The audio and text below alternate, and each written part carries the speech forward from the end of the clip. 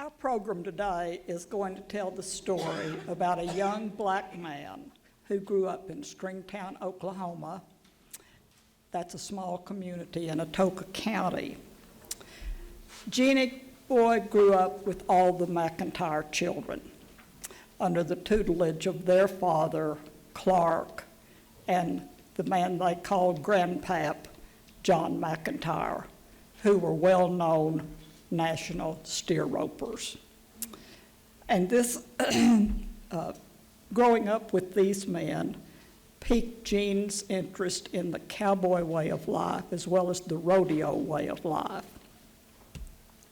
Now, Genie Boy didn't learn to sing, but he did learn to love the Western way of life, and that will lead him to Hollywood, where he will become a well-known movie stuntman. My friend Cindy's going to present the program. Thank you.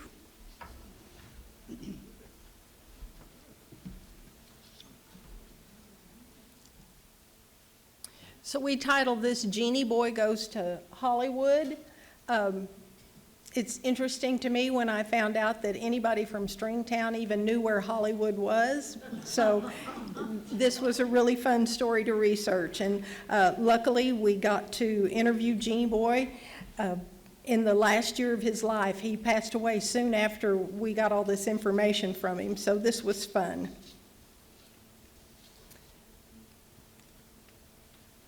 Okay, Evelyn, it's, where do, there, okay, I got it. I have to point it right. So being one of 11 siblings, Eugene Smith learned early in life to work hard for what he wanted.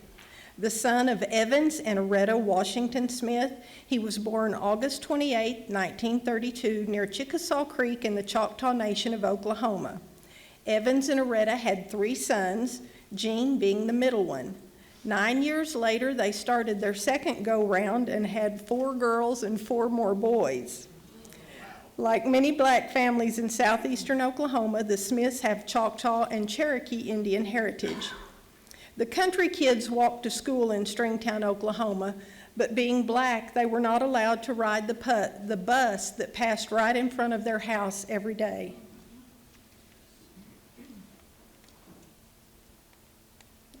It just doesn't want to go there.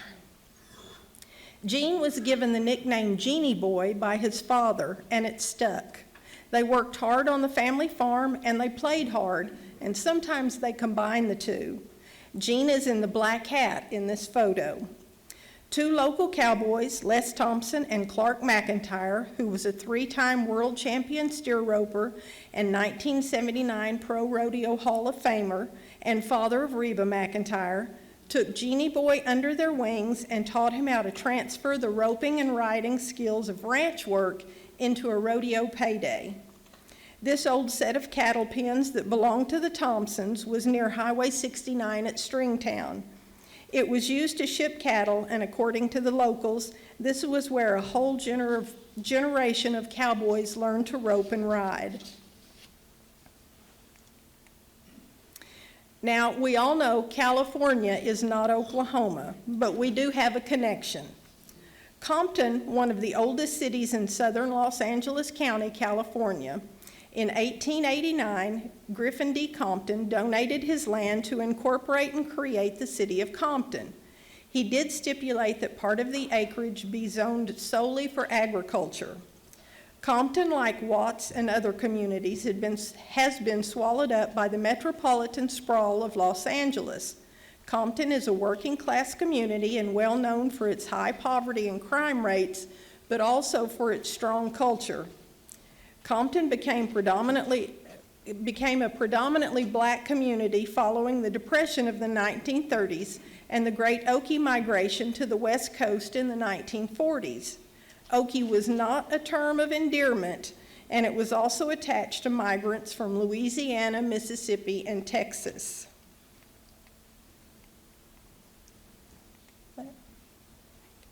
One of those migrating west was Tommy Cleo Browning. He was raised in Greenville, Texas, served in World War II, and married his childhood sweetheart, and moved to Los Angeles in the 1950s. After going to Central Casting in Hollywood, he started getting calls to work as an extra in movies, and he became known as Tommy Cloud. Because of his lighter complexion, he was almost always cast and credited as Indian.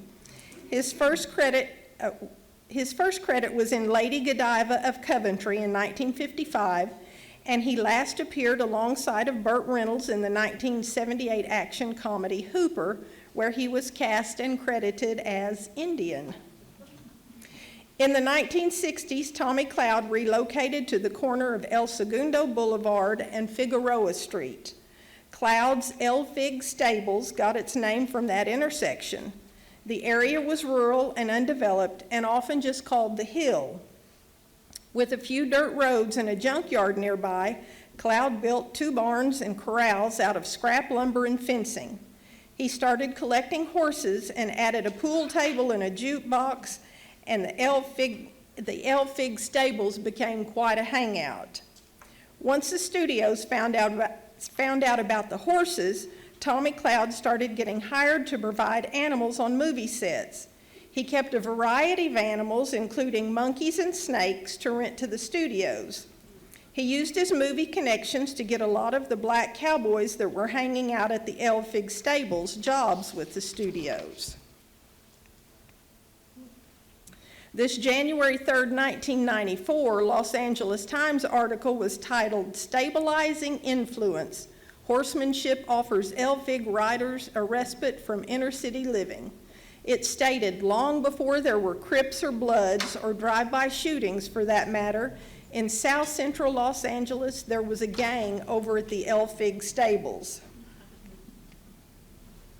Now, these are more modern pictures because it is very difficult to find original photos of the El Fig Stables. They just weren't, they didn't have cameras in that neighborhood, so there aren't a lot of pictures.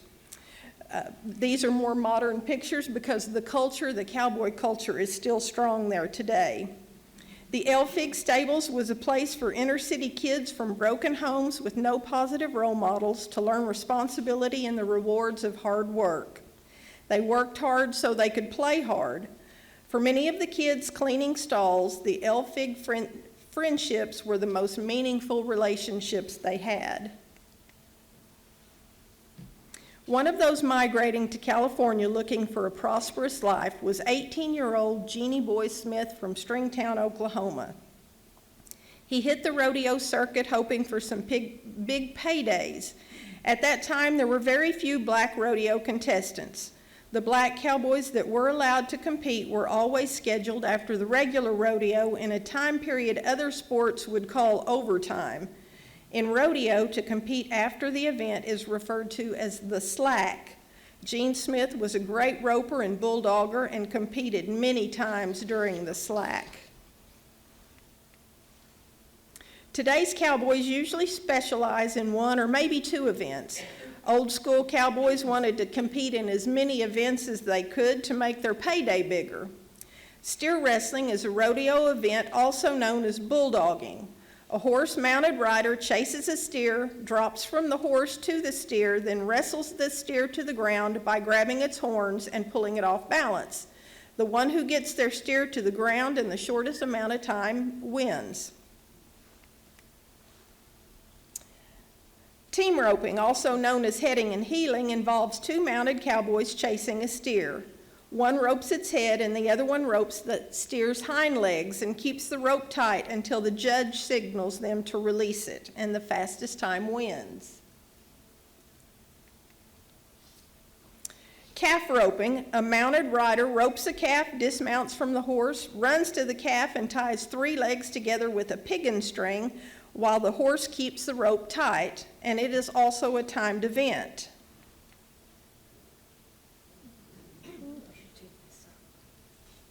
There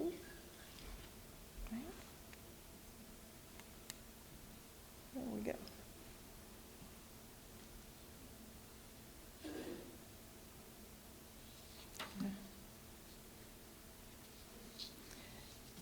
Pickup men may have the most important job at the rodeo.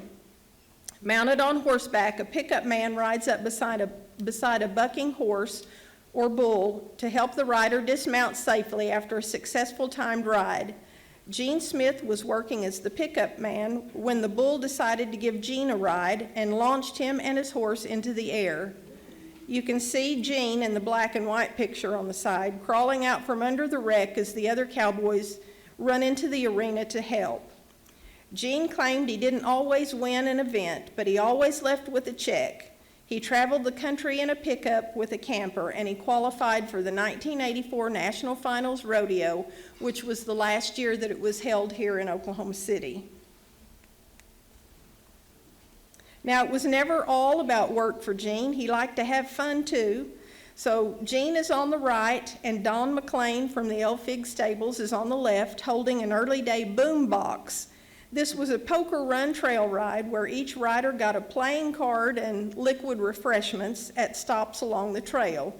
The best hand at the end of the ride collected a prize. I thought that sounded like fun. When he wasn't on the road, Smith established a highly respected and lucrative horse training business. He worked with ranch stock and racehorses and had a good collection of winner's circles photographs. We've all heard the old adage, choose a job you love and you'll never have to work a day in your life. Gene found success as a racehorse owner and a trainer. He made it into the winner's circles as both. You can see Gene, oh, don't point.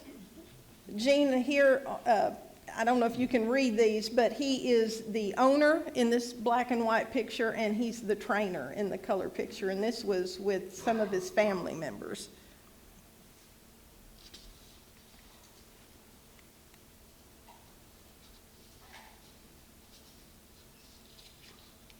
Oh, hang on, I'm sorry.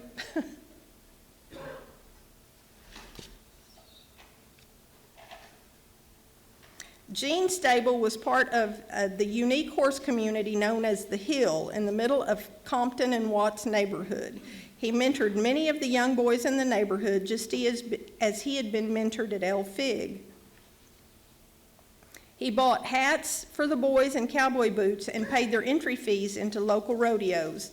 The Hill Boys, as they proudly continued to refer to themselves, grew up to be very successful and considered Gene a father figure. One of the Hill Boys you may have heard of is Charlie Sampson. Charlie won the 1982 PRCA World Championship in professional bull riding at the National Finals Rodeo, making him the first ever black national champion in the sport of rodeo. Born in 1957 in Watts, he went on a school field trip at the age of 10. The field trip was to the Elfig Stables to see the animals. It cost 25 cents to ride a pony, and Charlie had 2 quarters. He spent both of them that day. He lived close enough to walk to Elfig, so he continued to go back even after he had no more quarters.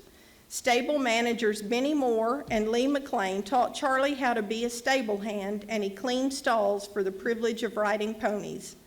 In a 1981 interview with the Washington Post, Charlie said he used to watch the guys at the stable break out into a gallop and just disappear over the hills. It looked like so much fun. When he got a little older, they let Sampson team rope with them in Long Beach, where everyone from the stables went on Wednesday night. At the age of 13, Charlie started riding steers. Gene Smith brought Charlie home to Oklahoma to visit and to watch Gene and his brother compete in some local rodeos. They were in Tishomingo, where there was a junior event following the regular rodeo, and without Charlie's knowledge or permission, Gene entered Charlie in the junior steer riding. He heard his name announced as the next rider, and he did not want any part of that. Gene told him to get on the steer or walk home to California, so he got on the steer.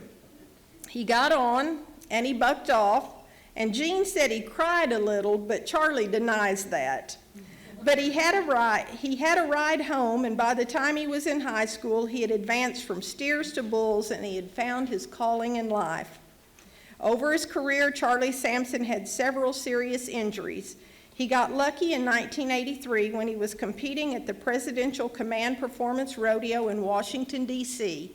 He was matched up with a bull named Kiss Me, And the bull really did kiss him hard. The bull broke almost every bone in Charlie's face. As luck would have it, President Ronald Reagan's personal physician was watching with the president from the presidential suite. He helped stabilize Charlie before he was transferred to a local hospital. Samson was featured in an ad campaign for Timex watch, and you'll remember these. The slogan said, "Takes a licking and keeps on ticking." Charlie Sampson is quick to give credit to Gene Smith for Charlie's love of the sport and his success. Among Charlie's many honors was a 2008 induction into the Rodeo Hall of Fame at the National Cowboy and Western Heritage Museum here in Oklahoma City. While at a rodeo in California, Gene was approached by two men who were scouting for the movie industry. They were looking for black cowboys to be in black westerns, which was a novel idea at the time. It was the late 1960s and the birth of the new genre in movies in Hollywood. Gene joined the Screen Actors Guild and was hired in the fall of 1968 for a new groundbreaking television series. The Outcasts was a Western series about a former Confederate officer played by Don Murray and an ex-slave who was a Union soldier during the Civil War played by Otis Young. One of the teasers for the show said, "Nature made them enemies, fate thrust them together in a raw young land."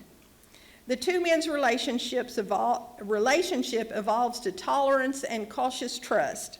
The Outcast only lasted one season and was most notable for having an African-American co-star. Gene was hired as a stuntman and made $1,000 a week for 8 months, and he thought he was on top of the world. Gene was in several episodes of the immensely successful Western series, The Virginian, which has the third longest running Western series behind Bonanza and Gunsmoke. This is the only photo that I know of that exists of Gene actually performing a stunt. This is a drag stunt that he performed for the TV series, The Virginian. In the 1971 movie Skin Game, starring James Garner, Lou Gossett Jr., Susan Clark, and Ed Asner, Gene portrays a slave from the noble African tribe known as the Songhai. The dark comedy ends with Gene dancing with the leading lady, Susan Clark, after escaping slavery by going to Mexico. Gene especially enjoyed working with the fellow Oklahoman James Garner and could repeat movie lines the rest of his life. Gene was asked to drive the Cook's Chuck Wagon in John Wayne's epic The Cowboys, but he still had a few days' obligation on another project and missed out on that role. You've never really made it until you make it into the local paper in your hometown. This article in the Atoka newspaper was alerting the county that a Stringtown native, Gene Smith, was in a Hollywood movie, Skin Game, which would be playing at the local Thompson Theater on Thursday, Friday, and Saturday. And we don't know exactly when this was, but Skin Game, the movie, did come out in 1971. So if the movie came to Atoka when it was fairly new, it was the early 70s. Gene had a role in the 1972 Paramount Western film starring Fred Williamson. The original racist title film is now known as The Legend of Black Charlie. The film has been lumped into a category called blaxploitation. Reviews said that the humor was poor and the dialogue inane, and that the inclusion of a pointless sex scene void of any plot significance. At the time it was made, it was popular enough to have a sequel, probably because of that sex scene. The sequel was made in 1973, and it had the progressive title of The Soul of Black Charlie. Jack Roddy, Charlie Sampson, and Gene Smith equals rodeo greatness. Jack Roddy is a National Finals rodeo qualifier, served on the Professional Rodeo Cowboys Association Board of Directors, and a successful rodeo contractor and rodeo producer. He was a 1997 inductee into the National Rodeo Hall of Fame at the National Cowboy and Western Heritage Museum. This is Gene Smith in his home at Stringtown, Oklahoma in 2018. He is standing beside one of his most prized possessions. A friend painted Gene's Songhai warrior portrait. He had very few mementos or photos left to tell his amazing story, so this one was very special to him. In 2018, and without his knowledge, the Atoka Museum staff completed a nomination for Gene Smith to be inducted into the National Multicultural Western Heritage Museum and Hall of Fame. The Museum and Hall of Fame is located in Fort Worth, Texas, and we were over the moon when he was selected. The plan was to crash the Smith family reunion held at the Stringtown School cafeteria to surprise him with the news, but you know what they say about the best laid plans. This is the Stringtown School cafeteria. They had their thermostat locked at about 90 degrees on a hot summer day. Many of the family members had not been told what was happening and didn't know why all these strangers were crashing their family reunion. Gene was late because he couldn't get his jeans and boots on, and he decided not to go. So we sent his favorite nephew to his house to help him get dressed, and it all worked out. I might have teared up a little that day, but it could have just been sweat running down my face. This is the photo we took of some of the people that turned out to surprise Gene. The Stringtown Historical Society, the Atoka County Historical Society Museum and staff, and some of his childhood playmates, the McEntires and the Thompsons, who said they had no idea what Jim Crow laws were at the time when they were kids and all playing in the bar ditch and catching crawdads in that same bar ditch. More rodeo greatness taken in 2018 at the National Multicultural Heritage Hall of Fame induction. This is Fred Whitfield, Charlie Sampson, and Gene Smith. Fred Whitfield specialized in calf roping, also referred to as tie-down roping. He won 8 PRCA championships. Seven of those were for calf roping, and 1 was World All-Round Cowboy Championship. He was inducted into the Pro Rodeo Hall of Fame in 2004. Whitfield made his way over to Gene to thank him for his role in making it possible for Whitfield to be able to compete in rodeo.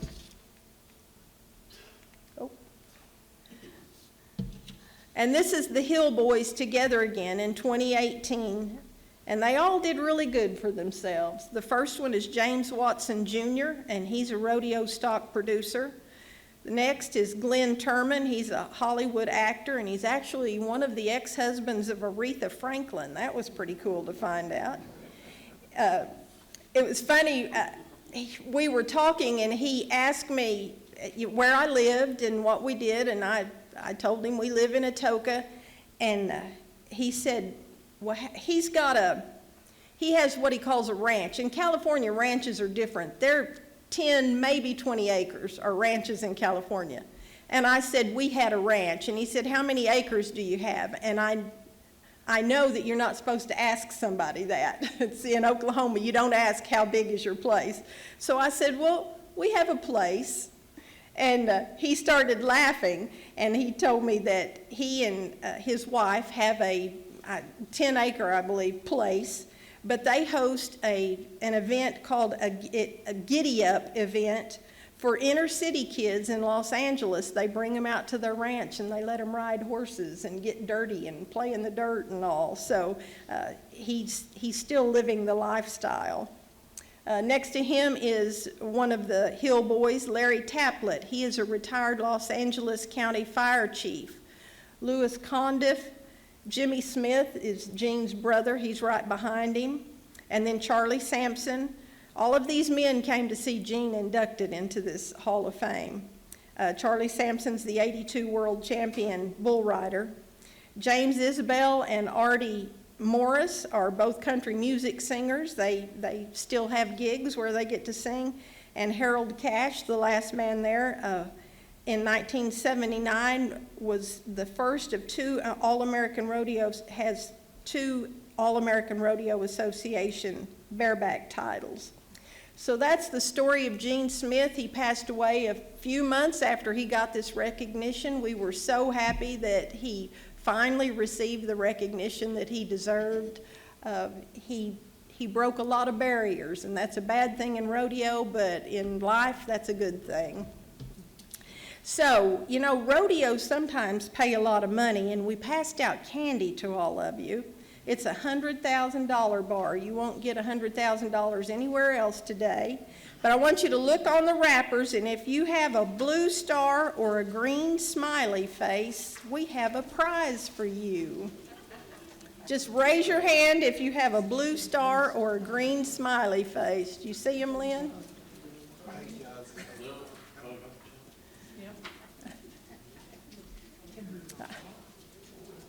So,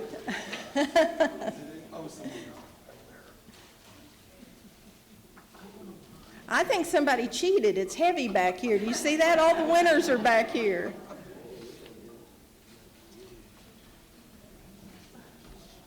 So next time you watch a movie and you see black actors and actresses, just remind yourselves that it hasn't always been that way, and we had to make some major strides to make that happen, and Gene Smith was part of that.